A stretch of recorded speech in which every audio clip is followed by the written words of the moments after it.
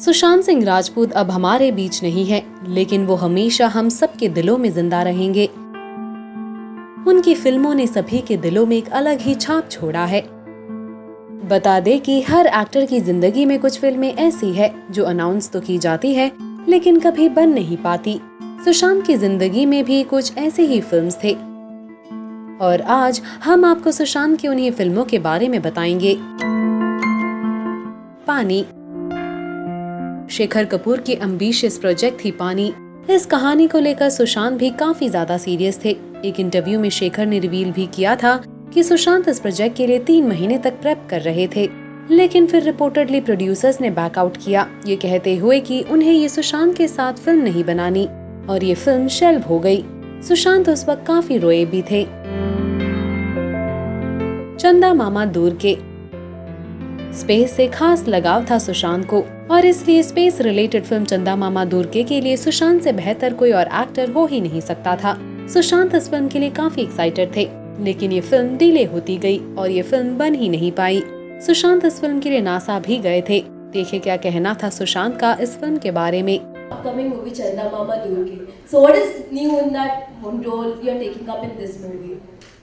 Wait, this is the after the script resonates with me. This is one of the differentiators that actually tells me that I have to do the film. I should not know how to do it, and that is the main thing. And it's a quite challenging thing because it will be India's first space film, and knowing that we all have seen films like Gravity and Interstellar, and we don't have $110 million to make that film. So it's an extremely challenging thing for us, so that we give you the same experience without having that much of funding. So we are doing our best. I was in NASA. I always wanted to go to NASA. I dropped out from my engineering college in the 3rd year. I was in Delhi College of Engineering.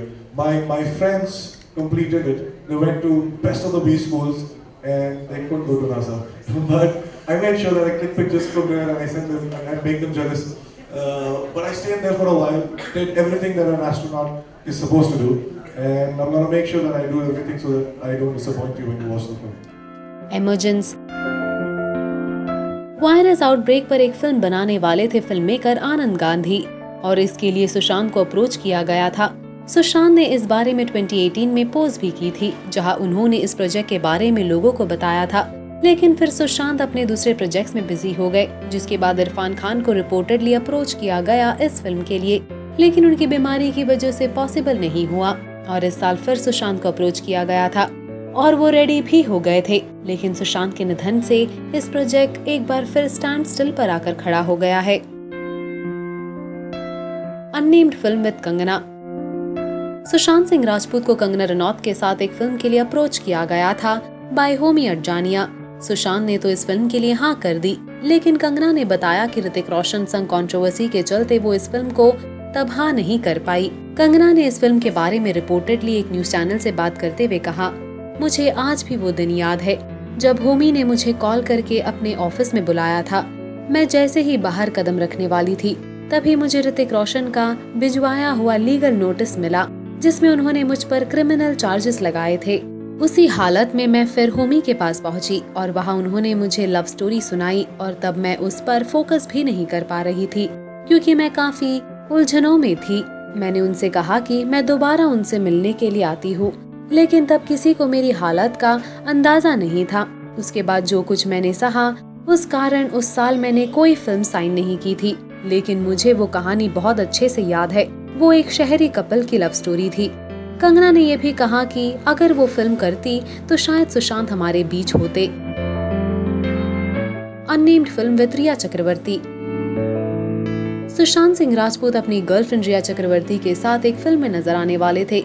इस बात की जानकारी रूमी जाफरी ने दी थी। उन्होंने कहा कि इस साल मई में शूटिंग शुरू होनी थी, लेकिन लॉकडाउन की वजह से तब शूट शुरू नहीं कर पाए थे। रूमी जाफरी ने कई इंटरव्यूज में ये बताया कि सुशांत इस फिल्म के लिए काफी एक्साइटेड थे और कि ये एक रोम कॉम फिल्म होने वाली थी, लेकिन 14 जून को सुशांत ने दुनिया को ही अलविदा कह दिया।